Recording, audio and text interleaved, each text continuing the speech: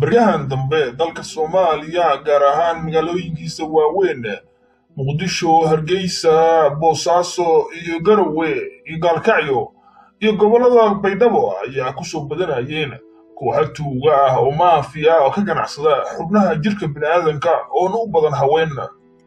Kooxahan ayaa dadka masaakiinta ah ku qaldaya in lacago far badan oo dollarka Mareykanka oo xaddaaf ah qofkaasi la siin doono.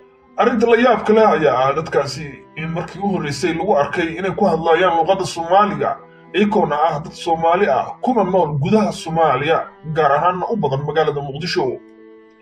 dad badan oo Soomaaliyeed ayaa tuhun weyn ka qabay xerada Xalane oo loo yaqaano haatan ay joogaan ciidamada AMISOM iyo gaalada caddaanka ah ee Soomaaliya haysta inay gataan caruurta iyo dadka kaliya laga baxo maadaama dhowr qof oo Muqdisho lagu arkay la waayay meel ay ka baxeen oo geeri qaarkoodna meedadkooda lagu arkay qaybo ka mid ah magaalada Muqdisho ee laga baxay meelaha qaar sida kaliya iyo beerka. laakiin waxaa soo baxayba koox campaign u subinaysa bulshadana ku wacyigelinaysa inay iibsadaan xubnaha jirkooda.